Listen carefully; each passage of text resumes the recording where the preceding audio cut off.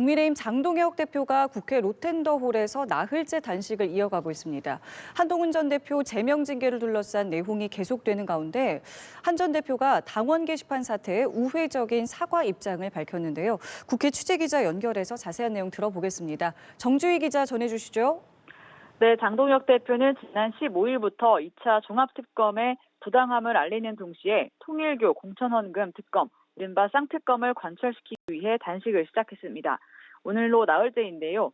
장 대표는 페이스북에 몸도 힘들지만 시간이 갈수록 맑은 정신을 유지하기가 어렵다며 당원들과 지지자들이 없었다면 더욱 버티기 힘들었을 것이라고 적었습니다. 그러면서 자유와 법치를 끝까지 지켜내겠다고 강조했습니다. 장 대표가 당의 극심한 내용 속에 단식을 이어가는 와중에 한동훈 전 대표가 당원 게시판 사태에 따른 자신의 제명 결정 이후 현 상황에 대해 공식 사과했습니다. 한 전 대표는 페이스북 영상을 통해 자신에 대한 징계는 명백한 조작이자 정치 보복이라면서 그와 별개로 상황이 여기까지 온 것에 대해 송구한 마음이라고 밝혔습니다. 직접 보시겠습니다. 국민 여러분과 당원들께 걱정을 끼쳐드린 점에 대해서 당을 이끌었던 책임 있는 정치인으로서 송구한 마음입니다. 한 전 대표가 우회적으로 갈등의 출발점인 단계 사태에 유감 표명을 한 셈이어서 제명 징계로 인한 당 내홍이 국면 전환을 맞을지 주목됩니다. 개혁신당 이준석 대표는 해외 출장 일정을 단축해 조기 귀국합니다. 장 대표와 통일교 공천헌금 특검 공조 방안을 논의할 예정인데 개혁신당 측에선 현재까지는 국민의힘 릴레이 단식에 동조하지 않는다는 입장입니다.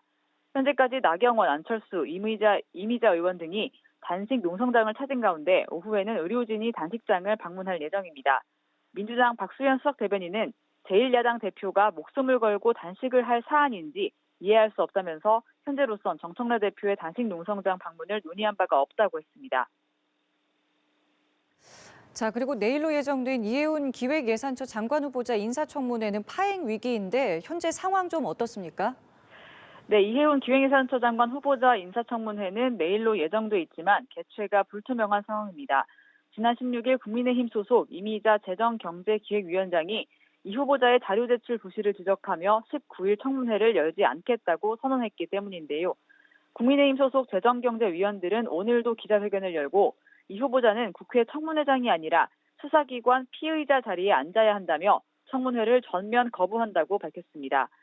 민주당은 국민의힘이 끝까지 반대해 합의에 이르지 못할 경우 민주당 간사가 주재하는 단독 청문회를 개최하는 방안도 검토하고 있습니다.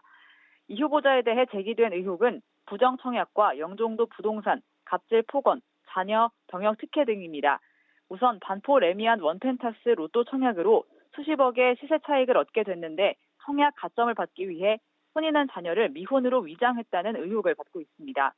또 배우자가 인천국제공항 개항 약 1년 전 영종도 일대 토지를 매입하고 6년 뒤 한국토지공사에 매각해 20억 원대 차익을 남겼다는 의혹도 있습니다.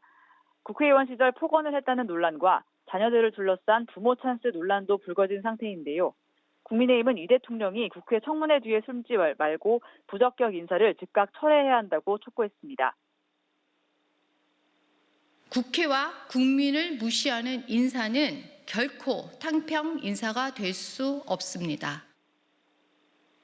대통령실과 민주당은 청문회에서의 소명을 지켜본 뒤 국민 여론을 통해 검증을 하겠다는 입장이지만 내부적으로는 곤혹스럽다는 기류도 감지됩니다. 박수현 수석 대변인은 청문회가 제대로 열려서 국민 검증이 돼야 한다고 강조했는데요. 직접 들어보시겠습니다. 최후의 판단의 주체인 국민께서 판단하실 수 있도록 그리고 그것을 바탕으로 인사권자가 판단할 수 있도록 하는 그 과정만큼은 보장되는 것이 여야는 마지막까지 청문회 개최를 위한 물밑 협상을 이어갈 것으로 보입니다. 지금까지 국회에서 전해드렸습니다.